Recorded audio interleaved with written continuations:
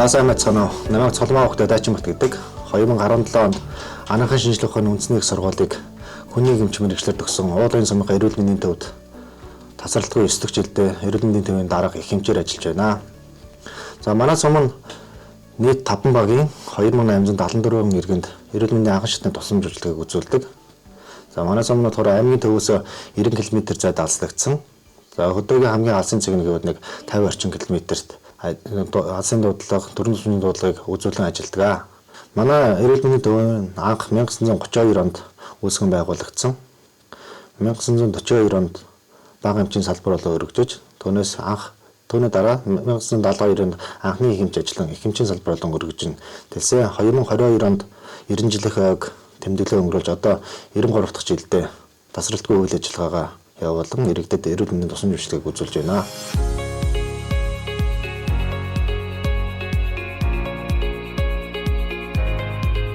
Одоо яаж өвдөж байна вэ? Төгтөө. Чи 100 талтай юм уу? Тавьчихлаа.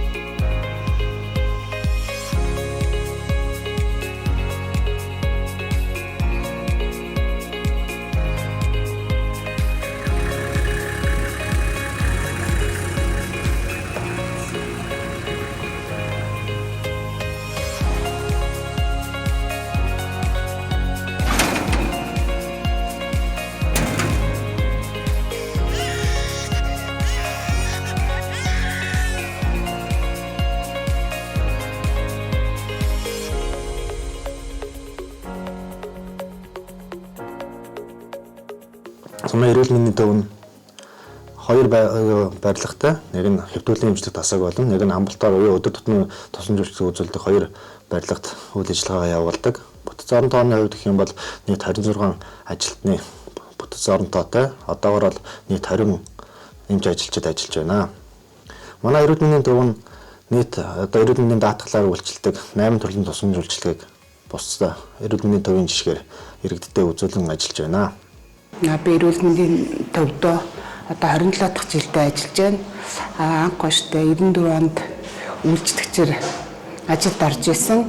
Одоо 2017 онд туслах сувлагчээр курс сураад 21 оноос хойш ариутгахлын курс бас сурч ингээд жилээр ажиллах хугацаанд авал мэрэгчлээ дээшлүүлж ахиулан одоо 27 дахь жилдээ ажиллаж байна.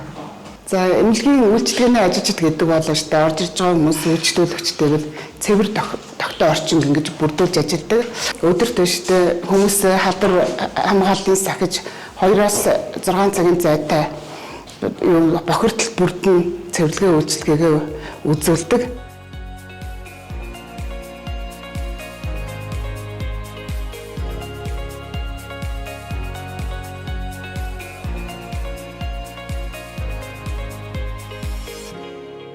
За би ариутгахлын курс цугаад 21 оноос ахуулаад энэ ариутгахлын үйл ажиллагааг давхар хариуцж явдаг.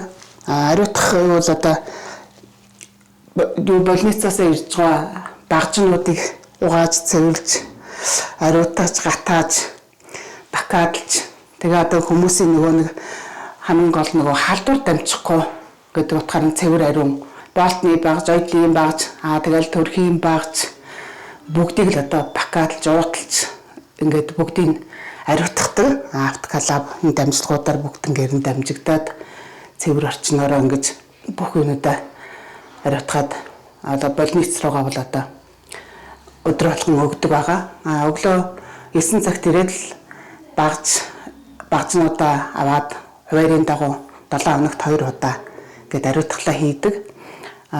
Одоо сүүлийн үед бол одоо бүх юм баштай нарийн ийм уут савн цаанаас ингээд бэлэн ирчихсэн бүх юм хөгжөө сайхан болчихсон болохоор л ажил хийхэд бол маш амар хэлбэр байгаа.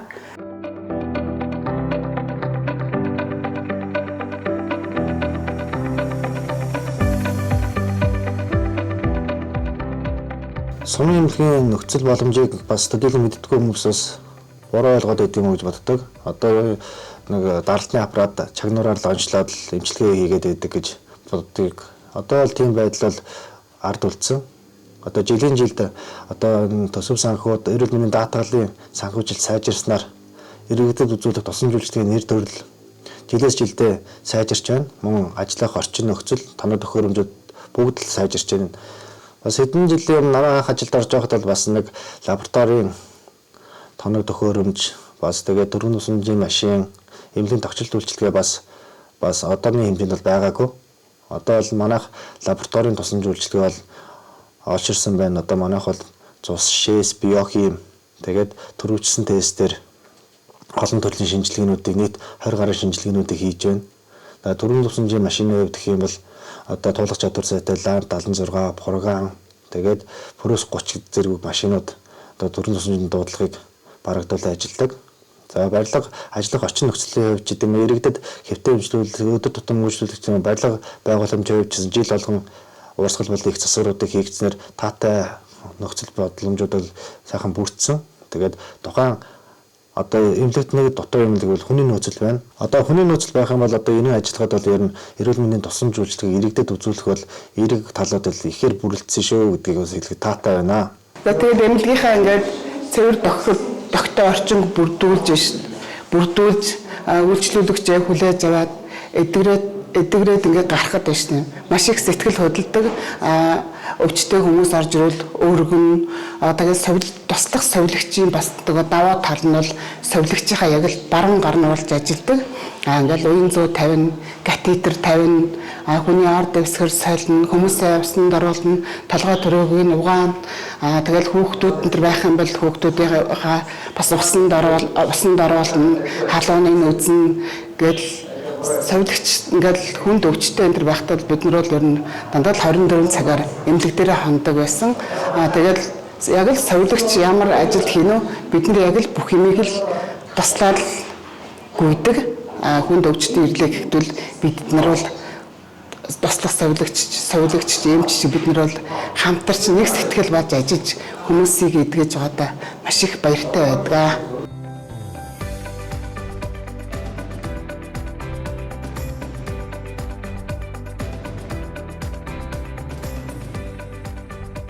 За цагийн тариа маань олсон уу? За танд пират стам тархитлагын ам сайжруулах тариа зүрхний тарианууд, за калисмус энэ тарианууд маань эмч бичсэн байна. За цагийн тариа маань спа золын байна. За тариагаа ихтэй сорил тавьж хийсэн үү? За сайн байна. За энэ таны эмчилгээ. Сайн бацгаана уу? Та бүхэнд өнөөдрийн мэндийг хүргэе. Намайг Мянманы Сумья гэдэг. Би шинэ ухаан сургуулийг 2022 онд эмзүүч мэргэжлээ төгсөөд Сумдаа ирж ажиллаж байна. За би эмзүүч мөн дээрээс нь нийгмийн эрүүл мэндийн сургалтыг хариуцж ажилладаг.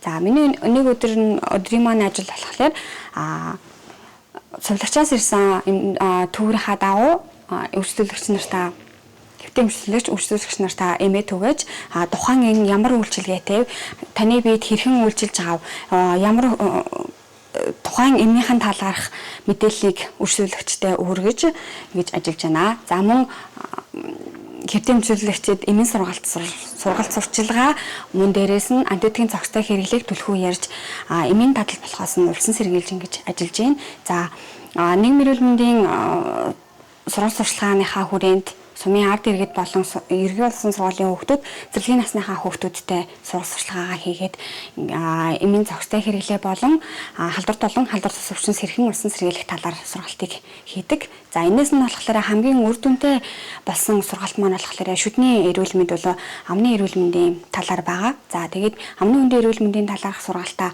зэрлэгийн насны хүүхдүүд 210 хүүхэд, за манай эргэн улсын сургуулийн 1-ээс 9-р ангийн 410 хүүхдүүдтэй ингэж бүх ангид нь дараатлан сүднийхаа сургалтыг ороод одоо 2025 оны 10 сараас эхлээд манай эргэн улсын сургууль маань 1-ээс 7 ангийн хүүхдүүдтэй өдөн цайны дараа шүдэ угаах боломж нөхцөлийг бүрдүүлж өгсөн. Ингэснээрээ хүүхдүүдийн маань шүдний өвчлөл өмнөх оноосоо энэ ондоо харьцангуй ингэж багассан амжилттай бид нэр 25 оноо гэж үдлээ.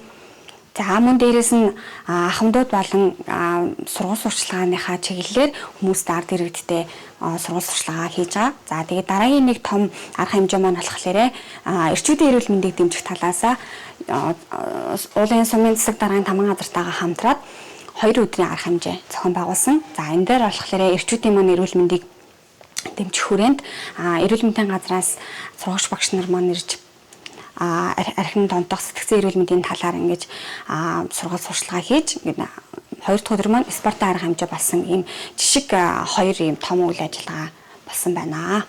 За сумын эмнэлгийн эмч мэрэгчлэтнүүдээс төгсөлтийн дараах сургаалт урт богино хугацааны сургалтуудад бас хоцрогдох суралцахгүй байх нөхцлүүд их байсан юм шиг байлээ. Одоо бол тэр байдал засарсан. Одоо суманд ажиллаж гин үү, аймагт ажиллаж гин үү, Улаанбаатарт ажиллаж гин үү хамаагүй өөрөө хүсэх юм бол өгчөөх хүсэх хөрмөлтөлтэй зорилготой урт хугацаанд сумд ажиллана гэсэн хүмүүс байх юм бол орон нутагтайгаа, байгууллагатайгаа, эрүүл мэндийн газартайгаа гурвалсан гэрээнүүдээ байгуулад төгсөлтийн дараах нарийн мэргэжил эзэмших. Тэгээд 3 болон 6 сар түүнээс дээш Улаанбаатар хот болон гадаад оронд суралцах боломжуудаас бүрэлдсэн. Тэгэхээр өөрөө хөгжиж суралцъя гэсэн хүмүүс бол төгсөлтийн дараах сургалтаас хоцордог үйл өнгөрсөн. Тэгэхээр бас сумын ч гэсэн хөгжих боломжууд бас байгаа гэдгийг хэлмээр байна.